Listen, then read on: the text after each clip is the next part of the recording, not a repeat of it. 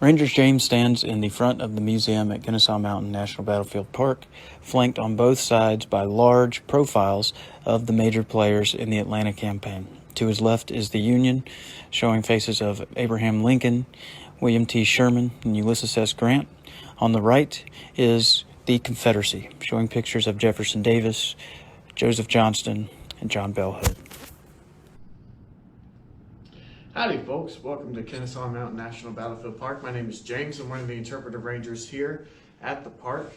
This is part 3 of our museum tour video series that we're doing.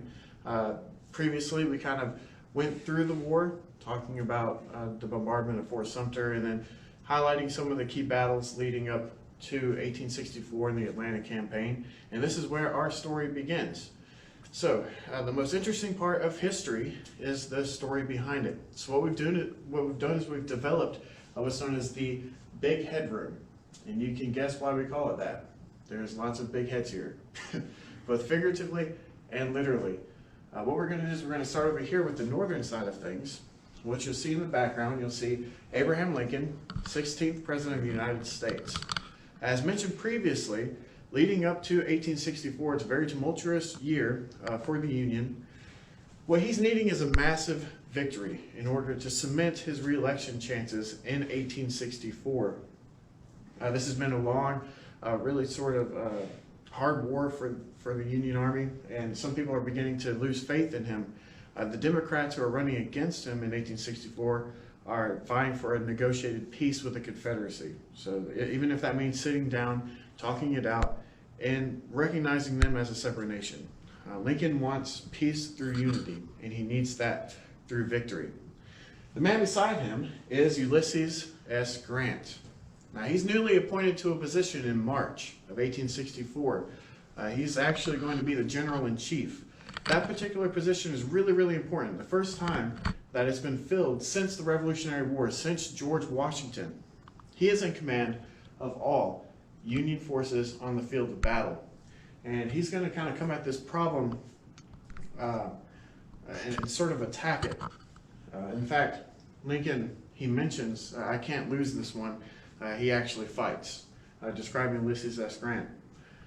Now, again, commands all Union forces in the field to include his previous job, William Tecumseh Sherman's Division of the Mississippi.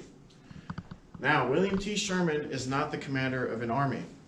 He's the commander of 3 armies, totaling about 110,000 men. So you have the Army of the Cumberland, the Army of the Ohio, and the Army of the Tennessee. You can kind of see, looking down here, how those numbers are stacked up. The Union plan up to this point has been to set up blockade ships around the Confederate coast, known as the Anaconda Plan, to try and keep supplies from getting into the Confederacy from Europe. What they've also done is in 1863, with the taking of Vicksburg, they've been able to take control of the Mississippi River and cut the Confederacy into 2 parts. Now, while Grant is going to be busy with Lee up here in Richmond, Virginia, in and around Richmond, Virginia, Sherman is going to be cutting down through Tennessee into Georgia, and his target is Atlanta. His orders are to get as deep into enemy territory as possible, inflicting as much damage to the war resources as he can, and to try and destroy the Confederate Army of Tennessee, which is going to be over here. And they're going to be trying to keep Sherman from getting to the city of Atlanta. Now, when we look at the Confederates here, these are our Confederates. There's somebody who's missing. I get this question a lot. Where's Robert E. Lee? Whenever we think of the Confederates, we always think of Robert E. Lee. Well, there's this misconception that Lee was the counterpart to Grant, that he was in command of all Confederate forces on the field of battle. That's not necessarily true. He was actually in command of one army, the Army of Northern Virginia. And they're going to be in Virginia, mainly, so we're not going to be talking about him too much. We might touch back and forth a little bit, but not too much. Here we have the Confederate Army of Tennessee. And they've had a really sort of rough past. They fought in the Battle of Chickamauga. They came down, was involved in the siege of Chattanooga. It's these same 2 armies that have been fighting since Chattanooga. Lost Chattanooga, and since then they've been steadily falling backwards towards the city of Atlanta. Commanding that army is General Joseph E. Johnston. Now, when he joined the Confederate cause in the very beginning, he was actually a ranking member of the United States Army. He thought that when he got into the Confederacy that rank would sort of transfer over. He was disappointed to end up about number 5 on the list.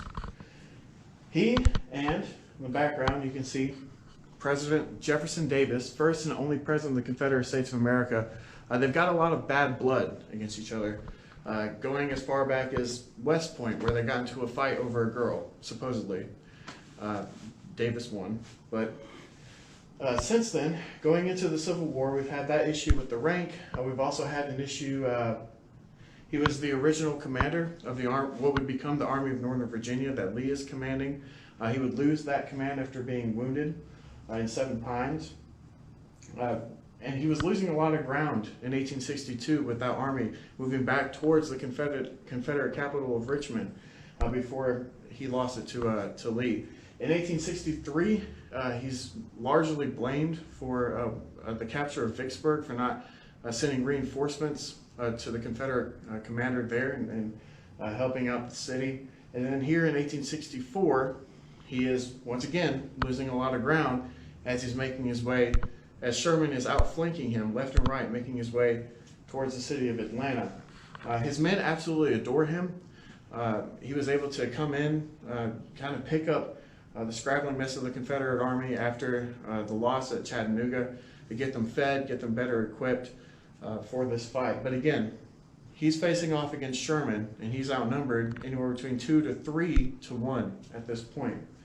Now, another person I'd like to kind of touch on is the man over his shoulder. His name is John Bell Hood. He's a corps commander working for Johnston during the Battle of Kennesaw Mountain, but he's going to come into play later on, no spoilers, later on in the Atlanta campaign. He doesn't like Johnston's battle tactics, the way that he's continuously losing ground, and in fact he's writing back to Jefferson Davis complaining about this. He's a pit bull of a guy. He likes to fight. He actually was wounded in the arm at Gettysburg, leading his troops into battle. And then just a couple of months later at Chickamauga, he took a round to the leg to the point where they actually had to strap him onto his horse for him to be able to ride it. So again, he likes to be out. He likes to fight. And we're going to see that again when it actually comes to the Battle of Kennesaw Mountain. Now, next time, what we're going to be covering is why Atlanta. Why was Atlanta so important for the Confederates? And why did it shape the history leading into the re-election of 1864? So I hope that you guys enjoyed this. We'll catch you back hopefully next week. See you at the mountain. This is a map of the major troop movements and battles of the Atlanta campaign. Geographically, it shows the northwest corner of the state of Georgia. It shows Union troops in blue, Confederate troops in red, as they battled from Chattanooga, Tennessee, down to Atlanta, Georgia. This is a wartime map of the United States and the Confederacy in 1864. The map shows blue to indicate the reach and influence of the Union Army in 1864, to include the Mississippi River and the blockades in the Gulf of Mexico and along the coast. Map also shows arrows indicating Grant's overland campaign near Richmond, Virginia, and Sherman's Atlanta campaign in Georgia and Tennessee.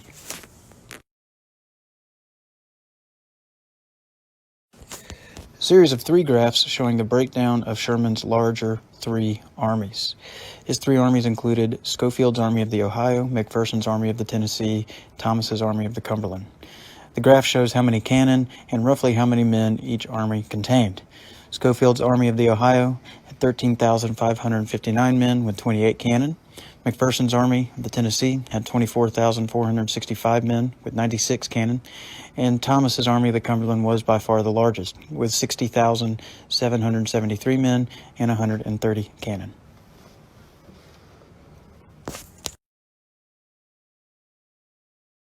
Thank you for joining us on this virtual museum tour.